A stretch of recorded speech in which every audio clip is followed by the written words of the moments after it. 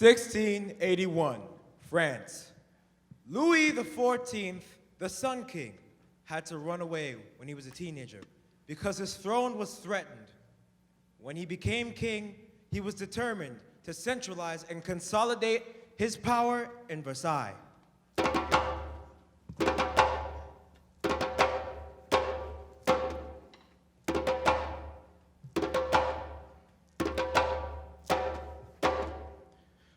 Laissez-moi. I am the state. In France, the Edict of Nantes allowed Protestants to practice their religion, but the Sun King took away that freedom. I revoke the Edict of Nantes. From here on, Huguenot Protestants are heretics, undesirable elements. Convert to Catholicism or be gone. The Sun King hired 300,000 troops to hunt down, harass, and intimidate Protestants. Let loose the Dragonauts! They went into people's homes and forced them to pay and feed them. When Protestants ran out of money, the dragoons sold their furniture or broke them to pieces. They went from house to house and invented torture methods for women and children until they converted. A lot of people got so scared, they converted before the dragoons even came. France lost a lot of skillful workers, and the Sun King left a terrible economic mess. Many Protestants immigrated to England, Holland, Germany, and this country. One of the Protestant Huguenot families who came here was the mother of George Washington. This is where the word refugee comes from. It means to find safety and protection from harm.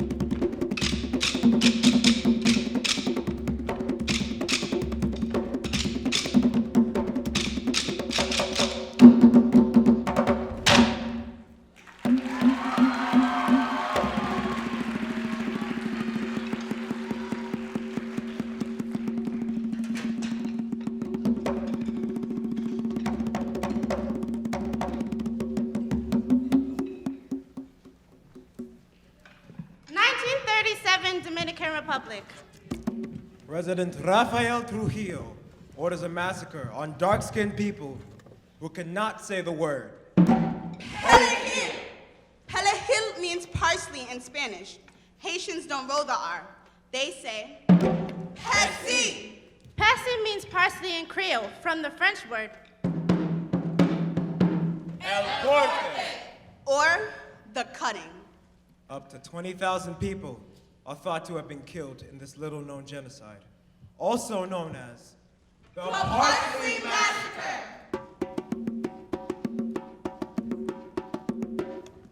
2013 Dominican Republic. La Sentencia. Or the verdict. Undocumented immigrants must register with the government. The regularization plan. Or they will be expelled. undesirable elements. Just a few months left, Malala. The bus is coming to take y'all back to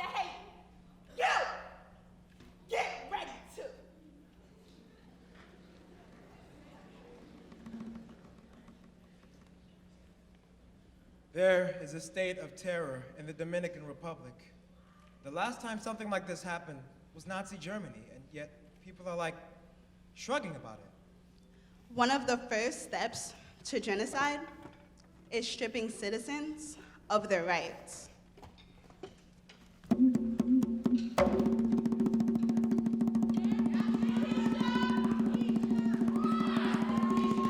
Mongolo, wale, kile wa vini wenako wale. Mongolo, wale, kile wa vini wenako wale. We went to Haiti last summer to work with global kids with Cena Film Institute and learn how to make documentaries. We learned sickening stories about Haitian families who have been born in the DR but have been deported by the Dominican Republic. They have no papers and they can't go back.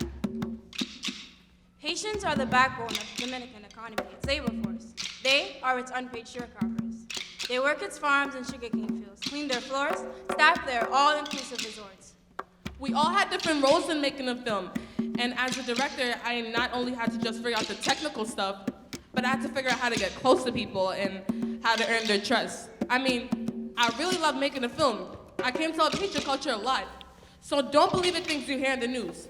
Don't listen to what they have to say about Haiti. Got to know them one-on-one. We're all the same, all connected. These people are my people. This trip has opened my eyes and changed the way I see things. You have more expensive things here, but people are sad. There's a lot of poverty there, but at the same time, they're very happy. The reason being is because they have such rich culture. As we were leaving, the Haitians sung us this song, giving us a loving connection that we will never forget.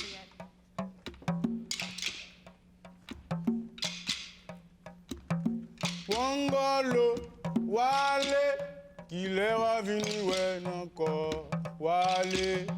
3, 4. Wangalo, wale, kile wa vini wenako wale. Kile wa vini wenako, laisse changer. Kile wa vini wenako, laisse changer. Kile wa vini wenako wale. Why are you leaving me? When will I see you again? When are you coming back to visit again? When times change, I guess we'll see each other again. When times change, I guess we see each other again.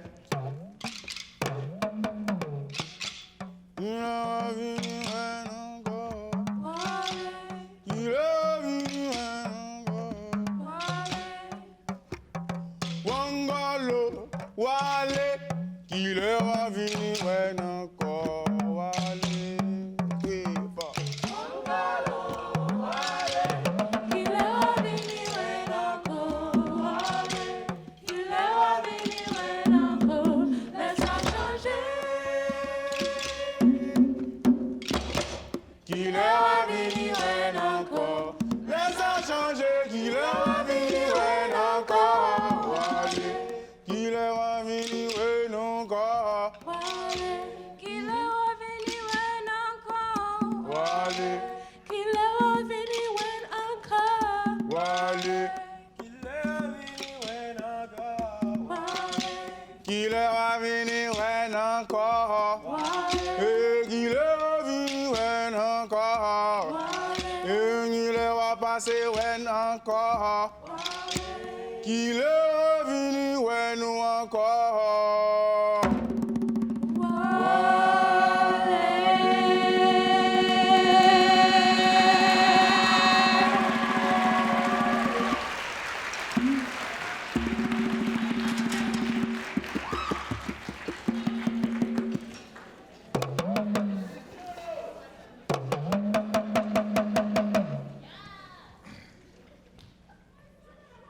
(1965), Alabama. Our right to vote was hard fought and won in Alabama with The Voting Rights Act. But last year, the state closed driver's license offices, preventing black communities from voting. We cannot allow them to take away our rights to vote.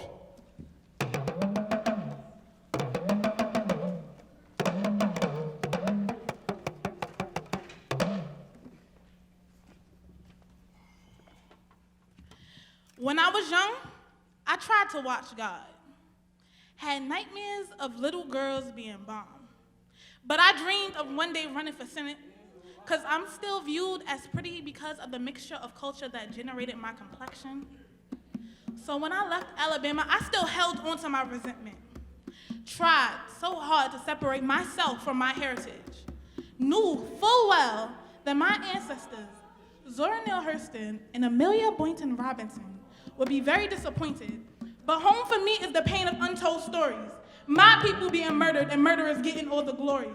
Left for dead on bridges and hanging in trees, how many more bloody Sundays will there be?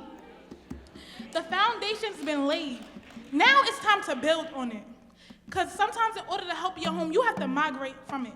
Because I can still make a difference in Alabama, where store clerks still watch me and not my fair-skinned cousins, while I'm in New York, where I'm about to be a published poet.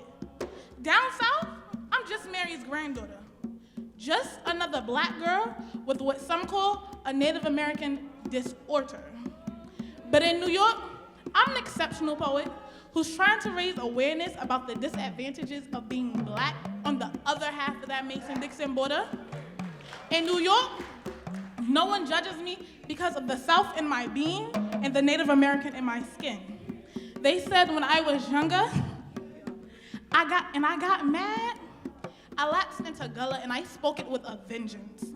So I guess it's safe to say my words have always been my strongest weapon. So one day, I will return home to the town where everyone is a cousin. One day, I will walk into a grocery store and not be watched as though I'm about to steal something. One day, my niece will not be punished for not being as feminine as all the others. And one day, a little girl with eyes deep enough to stand in will migrate from her home in order to make a difference.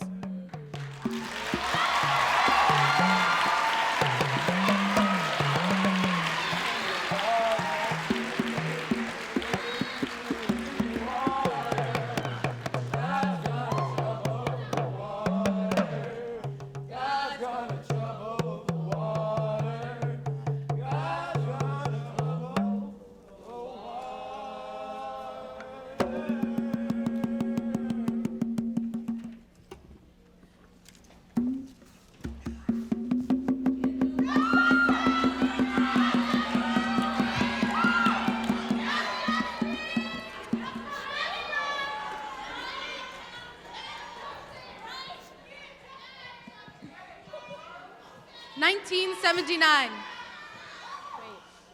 1979, Uganda. Eve Abe was a war refugee in Uganda who saw similarities between elephant and human trauma. Her family was driving one day in Murchison Park, which is on the traditional migration route of elephants. This is the story of her birth. My mom was very pregnant with me. We were driving in Murchison Park when we came upon a huge herd of elephants on the road. The elephants stopped. My dad was driving. He's a conservationist and a teacher, and he knew about animals. The elephants just stood there. Then they started walking around the car, looking into the car. Finally, they walked off, but my father didn't move. He just waited there. And after an hour or more, a huge female elephant came back out, reared up, and trumpeted so loudly before following her herd into the bush.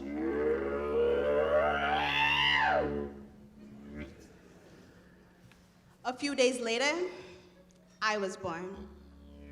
In 1979, as a war refugee, Eve Abe saw parallels between elephants and the young men of her Ankole tribes who lost their families during the war. Out of 4,000 elephants, 150 elephants were left. During the Civil War, armies grabbed up all the ivory they could get, taking down whole elephant families with grenades. Elephant families lost their elders. Females are called matriarchs. Males are called bulls. Without elders, baby elephants were being raised by younger and more inexperienced mothers. Adolescent male elephants even raped and killed rhinoceroses. Troublesome elephants have witnessed their parents' death by either poaching or culling. I am lucky to have been raised by a very spiritual and holistic person, my mother, who struggled to raise me and my sisters by herself.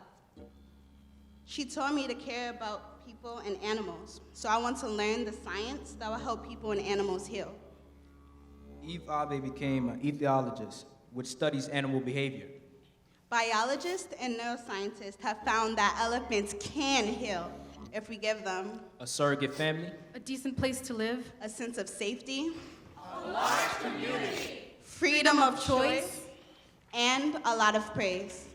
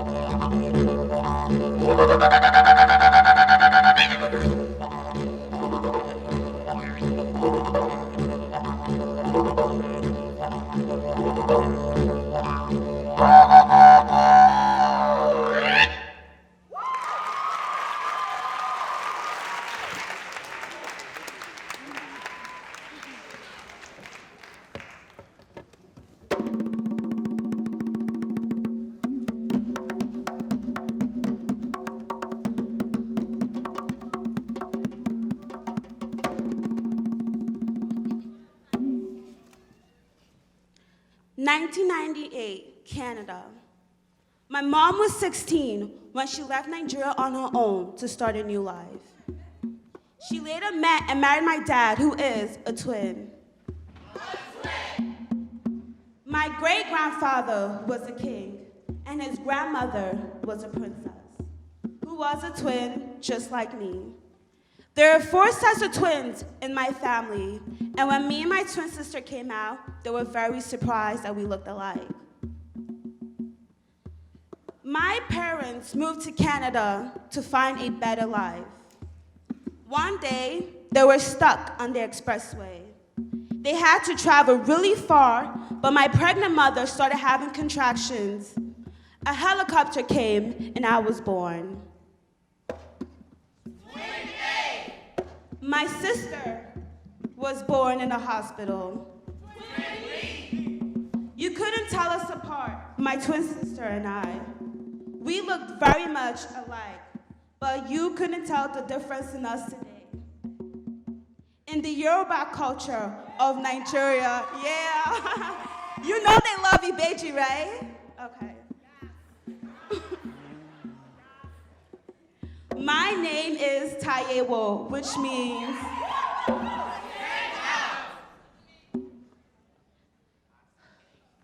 I came out first. My sister sent me out to see if the world was beautiful. My second name, Oluwabukola, means the word sends me out here to see if the world is beautiful. But when I came to the world, I saw that the world was full of pain. Not only did I endure a lot of hardships in my short-lived life, but I saw the loss of hope in many others' eyes. It was hard for me to keep hope, especially when a voice in my soul cries.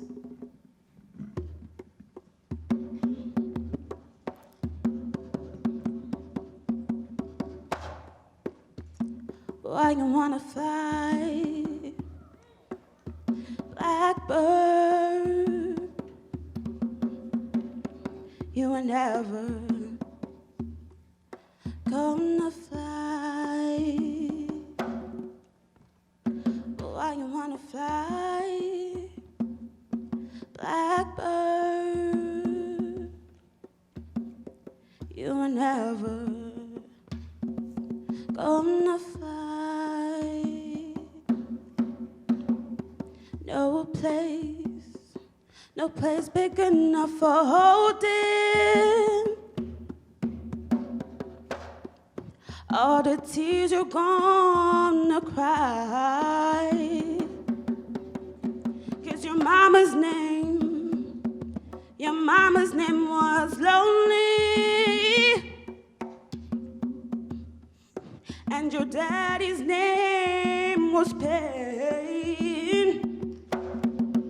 So why you wanna fly, blackbird?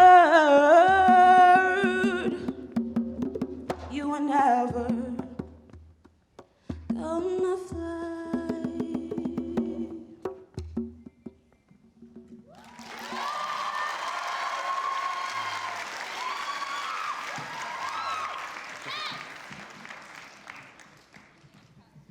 The voice continues to cry in my head. I didn't know how to express the feeling within me. It was a burden that almost destroyed me, but I found a way to let go of that pain artistically. An artist tells a secret through its art. It's a fear of mine for others to see me vulnerable, but I wouldn't be true to myself if I didn't do so. So the voice cries one more time. Why you wanna fly, blackbird? You were never gonna fly. Why you wanna fly, blackbird? You were never gonna fly.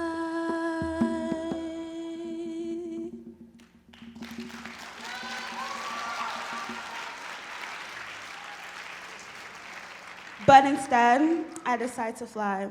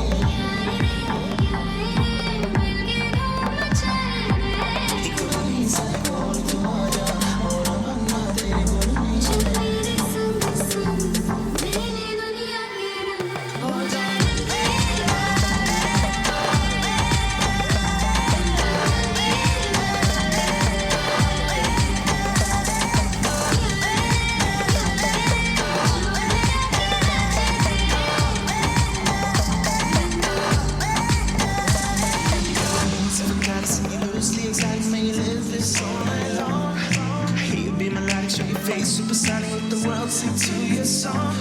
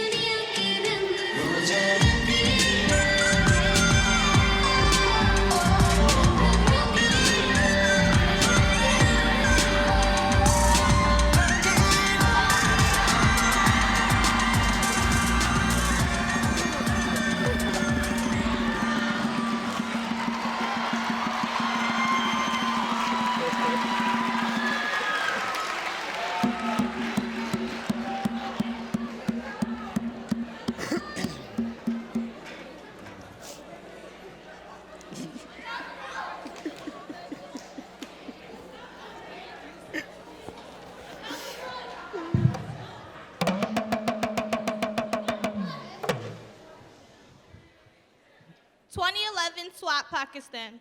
Malala Yousafzai is 14 years old. When her father was a teenager, he was brainwashed into praying for war between Muslims and non-Muslims, hoping to become a martyr.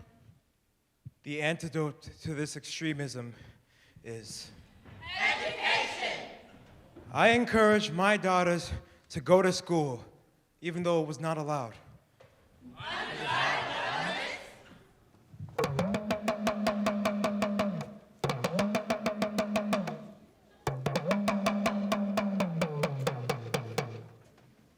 In SWAT, where I grew up, we had a thirst for education. We wanted to make our parents proud and prove that we could excel in those studies, which some people think only boys can. In SWAT, which was a place of tourism and beauty, you could either 1. Remain silent and wait to be killed. 2. Speak up and then be killed. I chose the second one. I decided to raise my voice and ask them, have you not heard that in the Holy Quran, Allah says, if you kill one person, it is as if you kill the whole humanity. do you not know that Muhammad, peace be upon him, the prophet of mercy, says, do not harm yourself or others. And do you not know that the very first word of the Holy Quran is Iqra, which means Read. The Taliban ambushes her school bus and shoots her in the head. She hovers between life and death as people hold candlelight vigils. A plane registered to Birmingham, England, to a hospital that specializes in brain injuries. The left side of her face is still paralyzed, and she's somewhat deaf in that ear. But she's outspoken as ever as she gathers girls from Nigeria, Pakistan, and Syria. we survived. Neither their ideas nor their bullets could win. World leaders, make education your top priority. Why is it that countries in which we call strong are so powerful in creating wars but are so weak in bringing peace? Why is it that giving guns is so easy, but giving books is so hard? Why is it that making tanks is so easy but building schools is so hard? Drones are counterproductive. Invest in education. Just 8 days of global military spending will pay to get all remaining kids in school worldwide.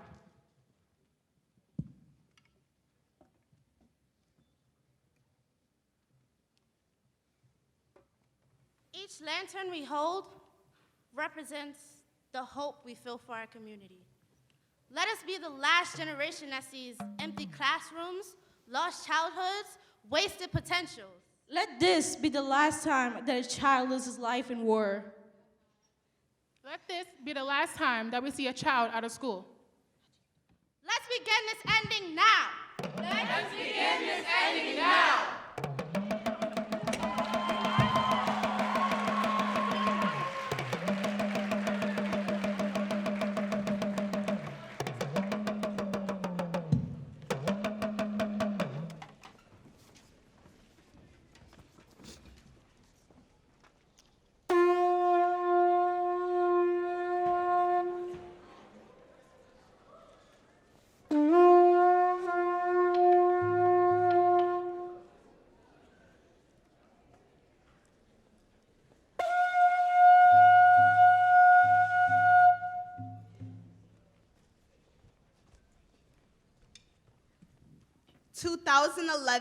Japan, March 11th, 2011, 3 o'clock in the afternoon.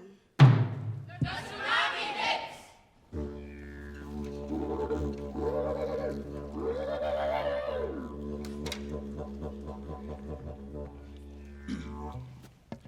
Kids have just been dismissed from school or on their way to after school. This means that they were most vulnerable to the waves and flooding. We went to Japan with Global Kids last summer. Global Kids that got a depressed and introverted high school kid like myself to turn his life around. We went to Japan to discover the recovery efforts. According to the survivors I met, the hardest thing they had to endure was coping with the loss of family members and maintaining their sanity. 15,891 people were confirmed to have lost their lives, and 2,500 of them are still missing. The majority of people that lived in Ishinomaki, Onagawa, and Sendai lost their homes and had to live in school gyms or any place else. After the tsunami, the Japanese people received international assistance for cleanup. But it took a while, but they got replacements for the house that they lost. These homes were still in use during our visit this summer. My hotel manager told me that she witnessed the waves coming. The waves were over 100 feet high, and they were coming at 500 miles per hour. We saw the waves coming and we ran, but not a lot of us could make it so far. I saw a woman running from the waves, and she was carrying a baby. And when she stopped running because she was safe, she looked down to see the baby wasn't in her hands anymore. This broke my heart. And God forbid, if this were to happen to me, I wouldn't know how to handle it mentally. Akari, a teenager that I met while in Japan, she told me that her family owned a fish industry, but the tsunami had wiped out most of its facilities. However, one remained, and she used this facility to distribute food throughout the community. This experience is better than reading online or in a book because you don't get much emotion, tears, or words like you do from shaken survivors in real life. But instead of feeling sorry for themselves, the Japanese put themselves together. They put their energy into becoming better people. I learned from them that when disaster occurs, I come back stronger. We pull ourselves together. We waste no time. We start building again.